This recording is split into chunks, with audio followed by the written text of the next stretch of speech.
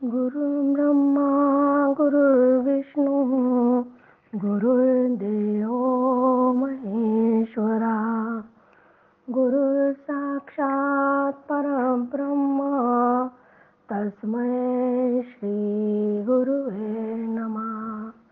मला वाटते अंतरी त्वावसावे तुझ्या दासबोधासी त्वा बोध व्हावे. अपत्या परी पाववी प्रेमग्रासा महाराज या सद्गुरु रामदासा. श्रीराम सुखा सारिखे पूर्ण वैराग्य ज्याचे वशिष्ठा परी ज्ञान योगेश्वराचे. कवी वाल्मिका सारिखा मान्य ऐसा नमस्कार माझा सद्गुरु रामदासा. जय जय रघुवीर समर्थ. सद्गुरु प्रल्हाद महाराज डॉक्टर काका व आदरणीय मंदाताईंना नमस्कार करते. जयश्रीताईंनाही नमस्कार करते. दासबोध अभ्यास वर्गासाठी जमलेल्या तुम्हा सर्व श्रोत्यांना वंदन करते. आज दशक 14 समास 3 कवित्व कळा निरूपण. माणूस हा एकच प्राणी असा आहे की जो आपला अनुभव शब्दांनी व्यक्त करतो. कीर्ती, संपत्ती, वाणी, स्मृती, मेधा, धृती आणि क्षमा या ईश्वराच्या 7 शक्ती जगात वावरतात. त्यातील वाणी म्हणजे शारदा. शारदा ही जगदंबा आहे. अक्षरांच्या आणि स्वरांच्या रूपाने ती सर्वांच्यावर आपला प्रभाव पाडते. तीच सच्चिदानंदाला म्हणजे ईश्वराला रूप देते. ती नसते तर ईश्वराचे रूप कोणालाच कळले नसते. या ईश्वराचे रूप समजण्यासाठी अनेक संतांनी ग्रंथ, काव्य रूपात त्याचे वर्णन करून ठेवलेले आहे. या विश्वात भिन्न भिन्न रूपात सच्चिदानंद स्वरूप ईश्वराचे अमाप सौंदर्य, माधुर्य, चातुर्य व ऐश्वर्य भरलेले आहे. ते पाहण्याची दिव्य दृष्टी ज्याला येते त्याला आपला अनुभव सुंदर व रसमय शब्दात गुंफल्या वाचून राहत नाही. श्री समर्थांनी दासबोधाच्या पहिल्याच दशकातही म्हणूनच या कवींचे स्तवन केले होते. याही समासात समर्थ पहिल्या 1 ते 7 या ओव्यांमध्ये कवीश्वरांना वंदन करून त्यांची स्तुती करणारे समर्थ कवित्व व कवी यांच्याकडून काय अपेक्षा आहे ते या समासात सांगतात. परोपकार हा काव्याचा एकमेव हेतू असावा असं त्यांचं म्हणणं आहे. त्यांनी या समासात धीट, पाठ, प्रासादिक असे काव्याचे 3 प्रकार सांगून ज्यांच्यावर ईश्वरी कृपा आहे त्या कवींनी भगवत भजन वाढेल, विरक्ती निर्माण होईल अशा प्रासादिक काव्याची रचना करावी असे त्यांचे म्हणणे आहे. श्रीराम समर्थ. श्रीराम. समास 3 कवित्व कळा निरूपण. कवित्व शब्द सुमनमाळा अर्थ परिमळ आगळा तेने संत षटपद कुळा आनंद होय श्रीराम. ऐसी माळा अंतःकरणी गुंफून पूजा रामचरणी ओंकार तंत खंडपणी खंडूच नये श्रीराम. पहिल्याच ओळीत समर्थ सांगतात आहे की कविता म्हणजे शब्दरूप फुलांची सुंदर माळ असून त्या माळेमधील त्या फुलांना शब्दरूप फुलांचा अर्थ म्हणजे सुगंध आणि त्या सुगंधामुळे संतरूप भ्रमरांच्या समुदायाला देखील अत्यंत आनंद होतो. अशी ही माळ अंतःकरणात गुंफून ती रामाच्या चरणी अर्पण करावी म्हणजे त्याची पूजा करावी. शब्दातील अक्षरात स्वरव्यंजन रूपाने असलेला ओंकार अखंड काव्यरचनेच्या निमित्ताने स्फुरत राहावा. कारण ओंकार म्हणजे शब्दांचं पहिलं मूळाक्षर की जे ईश्वराच्या तोंडातून बाहेर पडलेला असा हा ओंकार, या ओंकारामध्ये परेपासून वैखरीपर्यंत त्यात एकच तंतू अखंड राहतो, म्हणून तो तुटणार नाही याची खबरदारी घ्यावी. ओंकारालाच शब्द ब्रह्म असेही म्हणतात. म्हणूनच समर्थ म्हणतात की अशाच निमित्ताने स्फुरत राहावे असंच काव्य असावं. परोपकार कारणे कवित्व अगत्य करणे, तया कवित्वाची लक्षणे बोलिजे ती श्रीराम. जेने घडे भगवत भक्ती, जेने घडे विरक्ती, ऐसिया कवित्वाची युक्ती आधी वाढवावी श्रीराम. क्रियेविण शब्द ज्ञान, तया न मानिती सज्जन, म्हणून देव प्रसन्न अनुतापे करावा श्रीराम. देवाचे न प्रसन्नपणे जे जे घडे बोलणे, ते ते अत्यंत श्लाघ्यवाने या नाव प्रासादिक श्रीराम. धीटपाठ प्रासादिक ऐसे बोलती अनेक, तरी हा त्रिविध विवेक बोलिजेल श्रीराम. की परोपकारासाठी म्हणजे सामाजिक प्रबोधनासाठी काव्यरचना अवश्य करावी. अशा काव्याची लक्षणे आता सांगू असं समर्थ म्हणतात. ज्याच्या हातून म्हणजे ज्याला भगवत भक्तीची आवड आहे त्याच्याच अंगी वैराग्य असते, आणि असे भगवंताची आवड आणि वैराग्य ज्यांच्या ठिकाणी त्याची आवड असते तेच अत्यंत चांगल्या रीतीने कविता तयार करू शकतात. स्वतः विरक्त व भगवत भक्त असल्याशिवाय केवळ शब्दरूप काव्याने सज्जन प्रसन्न होत नाही. म्हणून कवीने अनुतापपूर्वक ईश्वर कृपा संपादन करावी. ईश्वरी कृपेचे सामर्थ्य मागे असताना जी शब्दरचना तयार होते त्या शब्दरचनेचे समाजामध्ये कौतुक होते. म्हणजे अशा कविता सगळ्यांना आवडतात, अशा शब्दरचनांना प्रासादिक म्हणतात. समर्थांनी या समासामध्ये धीट, पाठ आणि प्रासादिक असे काव्याचे 3 प्रकार सांगितले आहेत. धीट म्हणजे धीटपण केले, जे जे आपुल्या मनास आले, बळेची कवित्व रचले, या नाव धीट बोलिजे श्रीराम. की जो काही विषय आपल्या मनात येईल ते आपल्या मनाप्रमाणे त्याची रचना केली जाईल ते धीट काव्य. म्हणजे जे मनात आले ते योग्य आहे की अयोग्य आहे, त्याला शास्त्राचा काही आधार आहे किंवा नाही, इतकेच नव्हे तर केलेल्या काव्याचा उपयोग काय आहे याचा विचार न करता कुणाचे तरी काव्य वाचून आपणही तशीच कविता करावी असे ठरवून आग्रहपूर्वक काव्य निर्मिती करायची. त्या कवितेला काही आशय तर नाही, परंतु निदान एखादे वृत्त सांभाळावे, काव्यशास्त्राचे नियम सांभाळावे त्याचीही तमा नाही.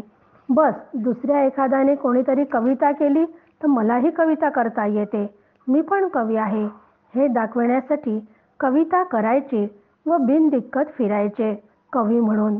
याला धीट काव्य म्हणायचे आणि अशा कवीला धीट कवी म्हणायचे.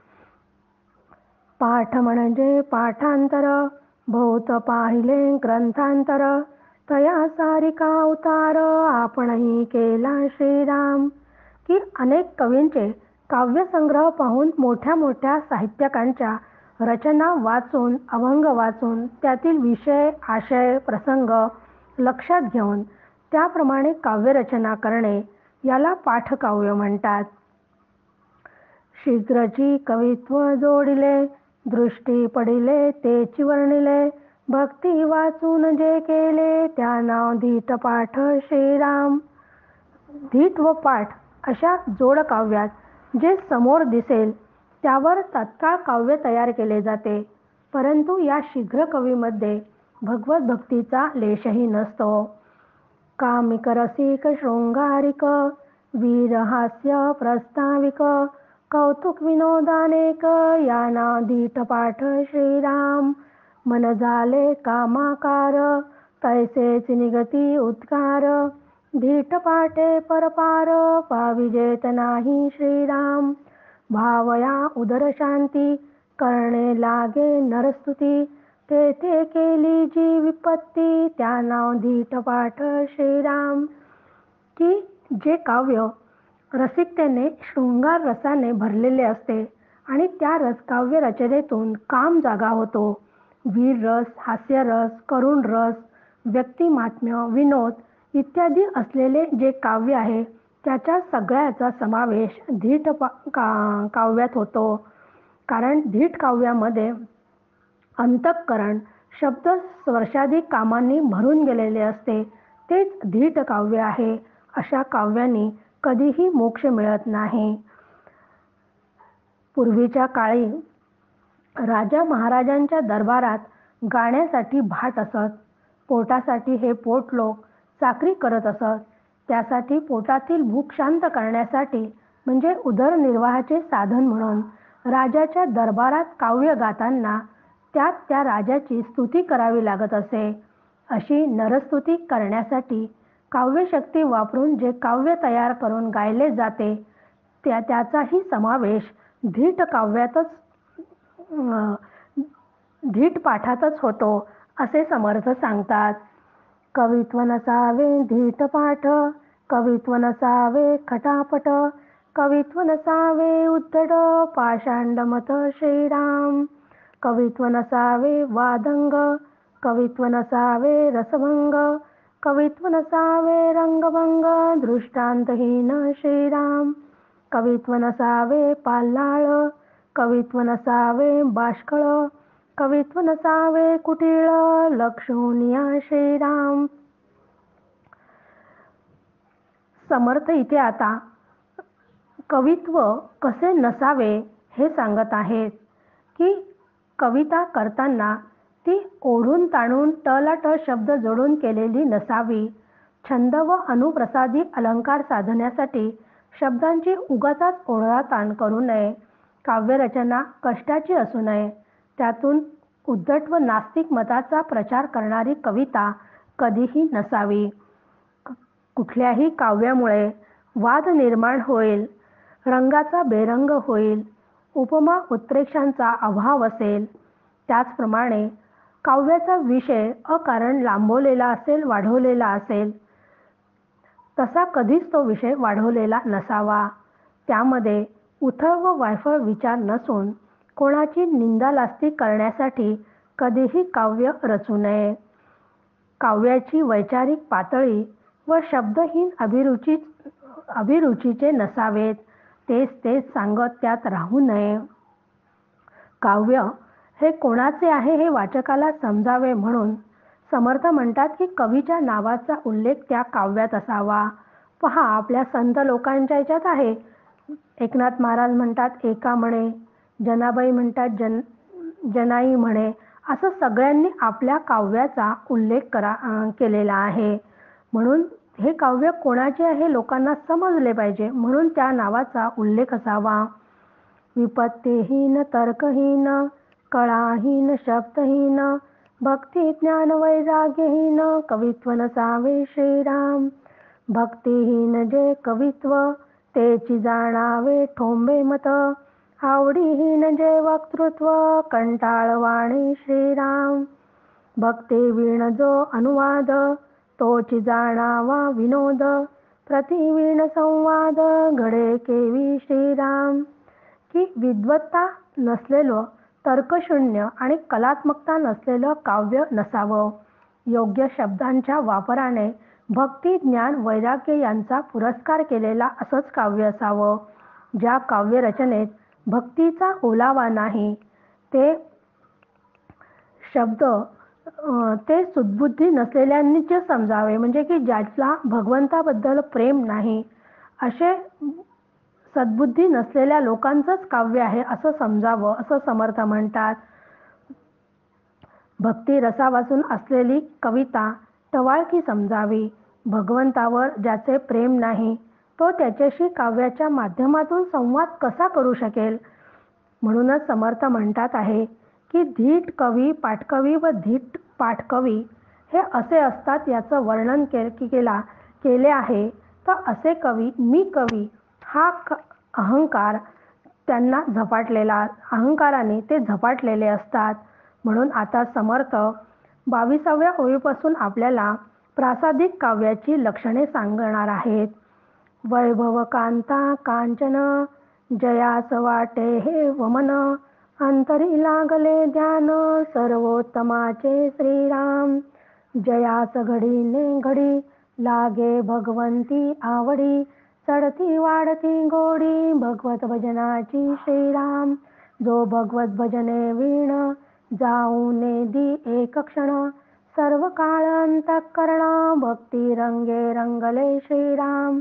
जयांतरी भगवंत अचळ राहिला निवांत, तो स्वभावे जे बोलत ते ब्रह्मनिरूपण श्रीराम. अंतरी बैसला गोविंद तेने लागला भक्ती छंद, भक्ती विण अनुवाद आणिक नाही श्रीराम. समर्थ म्हणतात की ज्याची अंतःकरण वृत्ती सतत ब्रह्मरूप श्रीरामाच्या अनुसंधानात लागल्याने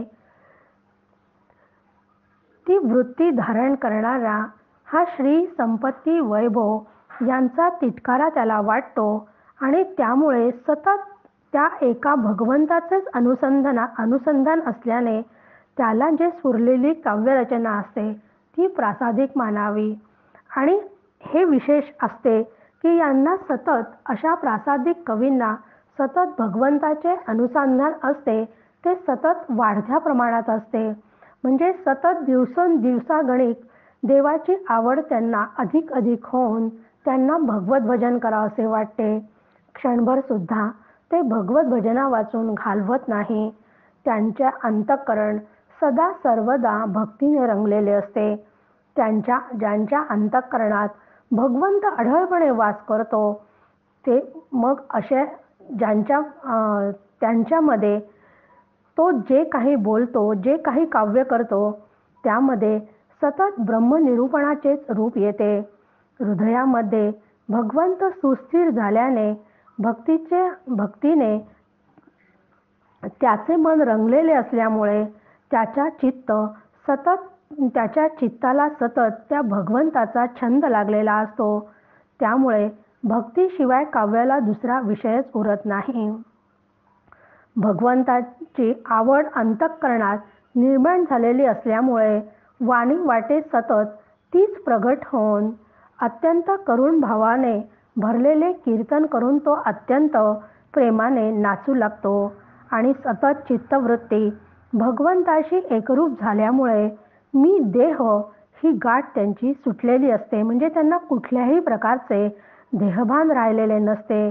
आणि असा देहभान विसरलेला माणूस जेव्हा अत्यंत आनंदाने प्रेमामुळे भगवंताचे कीर्तन करत असताना तो त्या कीर्तनामध्ये नाचू लागतो, तेव्हा नाचावं की नाचू नये, आपल्याला कोण काय म्हणेल याची कुठलीच लाज त्या भक्ताला वाटत नाही. आपण पाहतो की नामदेव महाराज कीर्तनामध्ये अत्यंत तल्लीन होऊन जात, तेव्हा त्यांचं देहभान विसरलेलं असे आणि असं देहभान विसरलेले सुंदर नृत्य करून आपलं कीर्तन करत होते. म्हणजे त्याचं एकच कारण आहे की तिथं त्यांचं देहभान विसरलेलं आहे आणि सतत त्यांच्या अंतर्मनामध्ये एका भगवंताशिवाय दुसरं कोणीच नाही आहे. संपूर्ण जीवनभर ते प्रेमाच्या रंगाने न्हाऊन भक्तीने बेफान झाल्याने त्यांचा अहंकारही जणू पायांदळी तुडविला जातो, नष्ट होतो. म्हणूनच ते निशंकपणे गात नाचत असताना सतत त्रैलोक्याचा स्वामीच त्यांना सगळीकडे दिसत असल्यामुळे आपोआपच नामरूपात्मक असणाऱ्या व्यक्ती वस्तू त्यांना दिसतीलच कशा. म्हणून 31व्या ओवीत समर्थ म्हणतात, ऐसा भगवंती रंगला आणिक काही न लगे त्याला, स्वइच्छा वर्णू लागला ध्यान कीर्ती प्रताप श्रीराम. नाना ध्याने नाना मूर्ती, नाना प्रताप नाना कीर्ती, तया पुढे नरस्तुती तृणतुल्य वाटे श्रीराम. असो ऐसा भगवत भक्त, जो ये संसारी विरक्त, तया समानिती मुक्त साधू जन श्रीराम. त्याचे भक्तीचे कौतुक तया नाव प्रासादिक. सहज बोलता विवेक प्रगट होय श्रीराम. की असा जो भगवत चिंतनात रममाण होतो त्याला या दृश्य सृष्टीतील कशाचीच गरज नसते. तो सतत स्वतःच्या आनंदाच्या भरात भगवंताचे रूप कीर्ती पराक्रम याचेच वर्णन करत असतो. भगवंताची अनेक रूपे मूर्ती पराक्रम व कीर्ती गाताना त्याला सामान्य माणसांची स्तुती कशी करावी वाटेल.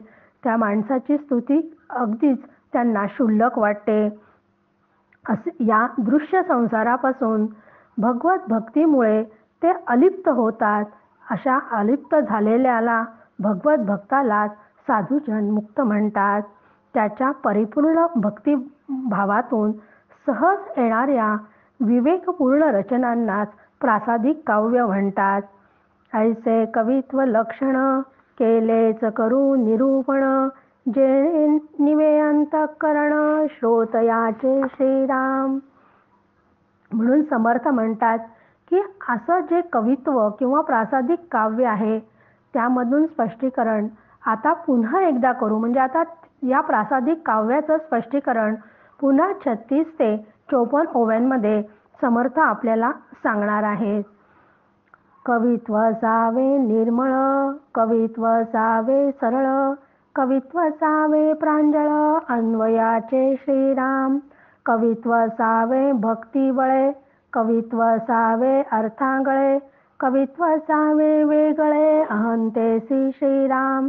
कवित्व सावे कीर्तिवाड, कवित्व सावे रम्य गोड, कवित्व सावे जाड प्रतापविशी श्रीराम. कवित्व सावे सोपे, कवित्व सावे अल्परूपे, कवित्व सावे सुलभे चरणबंध श्रीराम. मृदू मंजुळ कोमळ भव्य अद्भुत विशाळ, गौल्य माधुर्य रसाळ भक्ती रसे श्रीराम.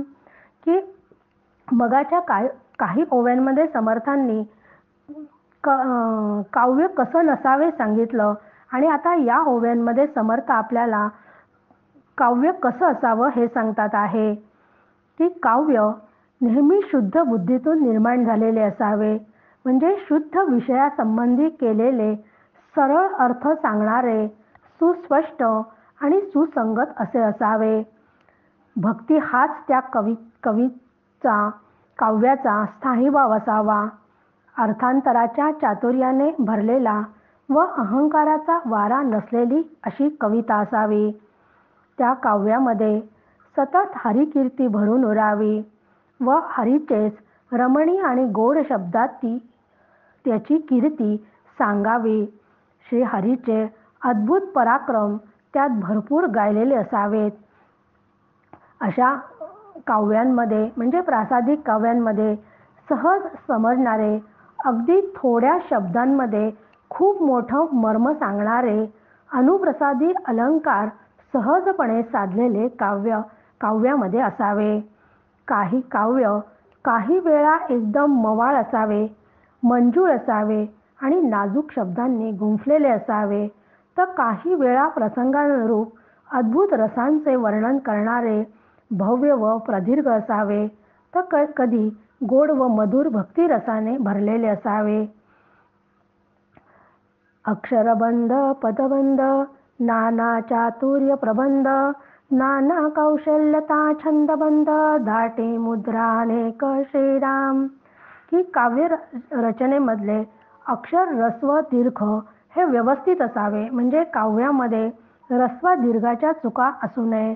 कारण रस्व दीर्घावर सुद्धा काव्याचा अर्थ अवलंबून असतो. शब्द अर्थवाही असावेत. रचना चातुर्यपूर्ण असाव्यात. कुठल्या तरी एखाद्या अनुश्रापी छंद किंवा शार्दूल विक्रीडाती वृत्ते वापरण्याचे कौशल्य त्या काव्यात असावे. कविता कधीही मोकाट नसावी. काव्य रचनेचे सर्व प्रकार हाताळून त्यात खुब्या बुद्धिचातुर्य कला सहज साधलेली असावी. काव्यातील प्रत्येक 2 कडव्यांमध्ये म्हणजे कडव्यातील प्रत्येक चरणामध्ये सुसंगती असावी. काव्य रचनेमध्ये रसालंकार, उदाहरणे, तर्क व शुद्धता, वास्तव व कल्पना, पूर्वपक्ष, सिद्धांत पक्ष हे अगदी व्यवस्थितरित्या मांडलेले असावे. त्याला पांडित्याची जोड असावी. स्मरणशक्ती, धैर्य याची कवीला साथ असावी. वेदांतशास्त्राच्या यथार्थ अभ्यासातून ही काव्यरचना रचलेली असावी. त्यामुळे काव्यरचनेमध्ये कुठल्याही प्रकारच्या शंका कुशंका निर्माण होणार नाहीत. त्यामध्ये अनेक प्रकारचं तत्वज्ञान स्पष्टपणे सांगितलेले असावे. नाना साधने पुरश्चरणे, नाना तपे तीर्थाटणे, नाना संदेह फेडणे, या नाव कवित्व श्रीराम. जेणे अनुताप उपजे, जेणे लौकिक लाजे, जेणे ज्ञानोमजे, या नाव कवित्व श्रीराम. जेणे ज्ञान हे प्रबळे, जेणे वृत्ती हे मावळे, जेणे भक्ती मार्ग कळे, या नाव कवित्व श्रीराम. की अशा या प्रासादिक काव्यांमध्ये अनेक साधना पद्धतींचे वर्म उकलून सांगावे. पुरश्चरणांची रीत व फळे सांगावी. कायकांच्या तपाचे वर्णन असावे. तीर्थ महात्म्य समजावून सांगणाऱ्या अनेक प्रकारच्या शंका कुशंकांचं निरसन करणाऱ्या या गोष्टी काव्यात असाव्यात. काव्य वाचल्यावर वाचकाला फुकट गेलेल्या आयुष्याचा पश्चाताप व्हावा की अरे, इतकं हे सुंदर काव्य आहे, हे आपण आतापर्यंत का वाचलं नाही, याचा पश्चाताप व्हावा. लौकिक जीवनात आपण आतापर्यंत पूर्ण रमून गेलो होतो याची त्याला ते काव्य वाचल्यावर लाज वाटावी व त्याला अध्यात्मशास्त्राचे यथार्थ ज्ञान व्हावे. हे ज्ञान त्याच्या अंतर्मनात ठसावे आणि अंतर्निष्ठता लाभून भक्ती मार्गाचे योग्य आकलन व्हावे. ही चांगल्या काव्याची लक्षणे आहेत. जेणे देहबुद्धी तुटे, जेणे भवसिंधू वाटे, जेणे भगवंत प्रगटे, या नाव कवित्व श्रीराम. जेणे सद्बुद्धी लागे, जेणे पाषांड भंगे, जेणे विवेक जागे, या नाव कवित्व श्रीराम. जेणे सद्वस्तू भासे, जेणे भास हा निरसे, जेणे भिन्नत्व नासे, या नाव कवित्व श्रीराम. जेणे होय समाधान, जेणे तुटे संसार बंधन, जया मानिती सज्जन, तया नाव कवित्व श्रीराम. ऐसे कवित्व लक्षण सांगता ते असाधारण, परंतु काही एक निरूपण बुजावया केले श्रीराम. की काव्य असे असावे की ज्याने मी देह हा भ्रम निघून जातो, म्हणजे देहबुद्धी ते काव्य वाचून नष्ट होण्यास मदत होते आणि जगाचे सत्यत्व जाऊन मिथ्यत्व दृढ व्हावे, सगुण देवाचे दर्शन व्हावे आणि निर्गुणाचे ज्ञान व्हावे. अशा या प्रासादिक काव्यरचनेला काव्यरचना करण्यासाठी वाचकाला मात्र सद्बुद्धी लागते आणि त्या सद्बुद्धीमुळेच ते नास्तिक मत नष्ट करून पारमार्थिक विवेक जागा करण्याचे सामर्थ्य त्या कवीमध्ये येते. साधू काव्याने ब्रह्माचा अंदाज येतो. दृश्य जगताचा भ्रम दूर होऊन भेदभ्रांती नष्ट होते. अशा या सत्काव्याने वाचकाच्या अंतःकरण वृत्तीचे सम्यक आधान टिकून राहते. संसाराच्या आसक्तीचे बंधन तुटते व म्हणून ते संतांना मान्य होते. म्हणून शेवटच्या ओवीत समर्थ सांगतात की अशी काव्याची लक्षणे आणखी कितीतरी सांगता येतील, परंतु साधारण समाधान होण्या इतके स्पष्टीकरण मी या काव्यामध्ये केले आहे. म्हणून लक्षात ठेवायचे की प्रासादिक लक्षण समर्थांनी खूप सविस्तरपणे आपल्याला या समासामध्ये सांगितले आहे. या सर्व वर्णनातून समर्थांमध्ये दडलेला प्रासादिक कवीच आढळतो. ज्ञानेश्वरी, दासबोध, नामदेव व तुकाराम गाथा, सेना नावी, गोरा कुंभार या समस्त संत वाङ्मयाचा समावेश प्रासादिक काव्यात होतो. उपनिषदे, भागवत, आद्य शंकराचार्यांची स्तोत्र, सुभाषिते ही सर्व संस्कृत भाषेतील प्रासादिक काव्यांची उदाहरणे आहेत. म्हणून साधकांनी अशा प्रासादिक काव्यांचाच अभ्यास करावा आणि म्हणजेच संत जे सांगतात आहे त्या संतांनी लिहिलेल्या सर्व या उपनिषदे, भागवत आणि अनेक ग्रंथ त्यांनी जी लिहून ठेवली आहे ती सगळी प्रासादिक काव्यातच रचलेली असल्यामुळे त्याचाच अभ्यास साधकाने करावा. जय जय रघुवीर समर्थ.